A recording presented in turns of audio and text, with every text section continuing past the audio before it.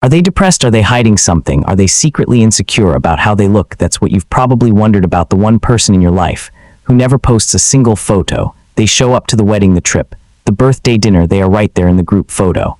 And then the photo never appears anywhere, no tag, no story, no post. You scroll past everyone else's version of that same night, and theirs simply does not exist. Here's the uncomfortable truth I want to start with today. Your theory is probably wrong, not because privacy isn't real, but because the actual psychology behind not posting is far stranger, far more common, and far more revealing about the rest of us than anyone expects.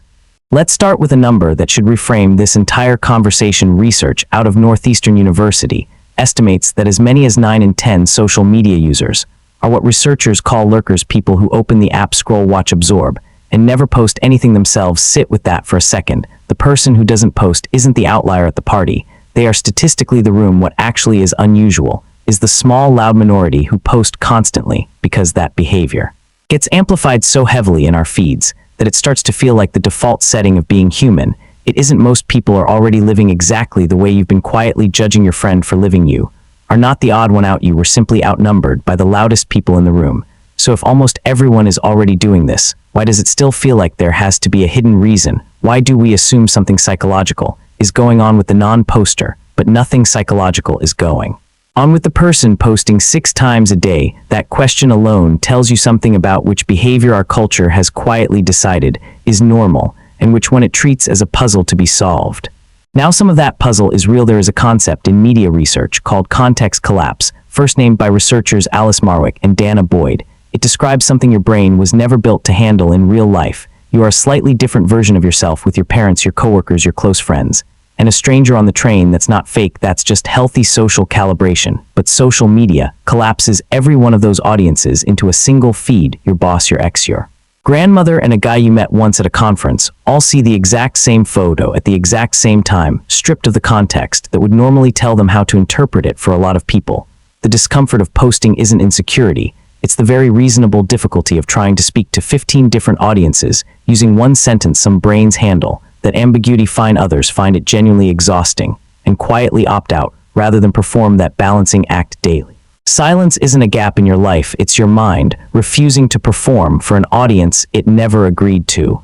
But I want to push back on something too, because a purely flattering explanation would be incomplete, and incomplete honesty isn't the goal here. Not everyone who doesn't post is operating from some enlightened place of inner security. For a meaningful number of people, the real driver is closer to self-consciousness than self-assurance. It's the fear that the photo won't be good enough, that the trip won't look impressive enough, that the caption will land wrong, that the silence after posting will say more than the picture ever could. That version of non-posting isn't peace, it's avoidance wearing peace's clothing. And if that's the version that resonates with you more than the confident one, that doesn't make you broken. It just means your reason lives in a different, more anxious corner of the same behavior. Whichever corner is yours, you still deserve the same thing everyone else is chasing on that app: to feel like enough without having to prove it to a feed. There's also a version of this that has nothing to do with psychology at all, and everything to do with timing. Some people simply were never wired into the habit in the first place. Someone who came of age before smartphones existed doesn't experience not posting as a decision.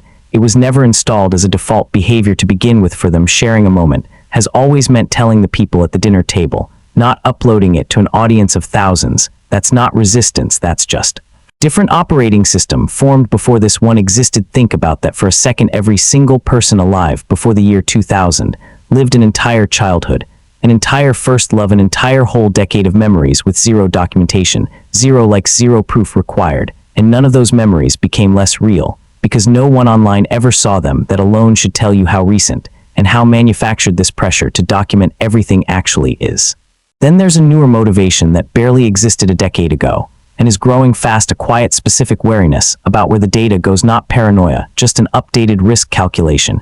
In an era of AI, scraped images, data brokers, and increasingly sophisticated scams built from publicly available photos, a growing number of people are treating their face and their location the way earlier generations treated their bank PIN, not because they're hiding a secret life, but because they've done the math on what handing that information to a platform permanently and for free actually costs them later. Every photo you post today can be scraped, copied, fed into a model, and used in ways you never agreed to. and never will find out about choosing not to post isn't paranoid anymore. It might just be one of the few genuinely rational choices left on the internet. Here's where the research gets genuinely surprising though, and where I think a lot of previous explanations have gotten this wrong for years. The assumption was simple: posting equals healthy engagement scrolling, without posting equals unhealthy passivity. But a large 2024 meta-analysis by researchers Rebecca Goddard and Susan Holtzman, covering over 140 studies and roughly 145,000 participants, found that this clean story mostly falls apart. Scrutiny, whether someone posts or just watches, predicts almost nothing about their well-being on its own. What actually matters is why they're using the platform, and what they feel while they're on it, not which button they press. In other words, the quiet observer and the enthusiastic poster can be equally fine or equally struggling. The posting behavior itself was never the real variable. What does seem to matter is something research on self-presentation keeps circling back to: the gap between the self you're presenting and the self you actually feel. Like a 2016 study on strategic self-presentation found that people's underlying motives for how they present themselves online are closely tied to their satisfaction with the responses they get back. When there's a wide gap between the polished version being performed and the person underneath it, that gap is where the exhaustion tends to live, whether you're the one posting or the one watching everyone else do it.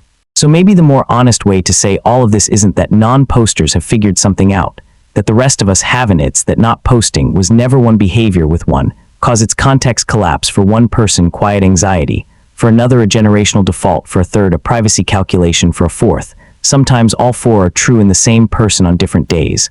But if there is one thing every single person who doesn't post shares, it is this: they stopped needing an audience. Know that their life happened, the wedding still happened, the trip still happened, the love still happened. No caption required it. The next time you notice someone who was at the dinner, at the trip, at the wedding, and simply isn't anywhere in the photos afterward, you don't actually know their exact reason. But you now know the one thing that isn't true: there is nothing wrong with them. Statistically, they're not the exception in the room, they're most of it. And maybe the quietest people in your life were never missing out on anything. Maybe they were just the only ones who never needed you to watch.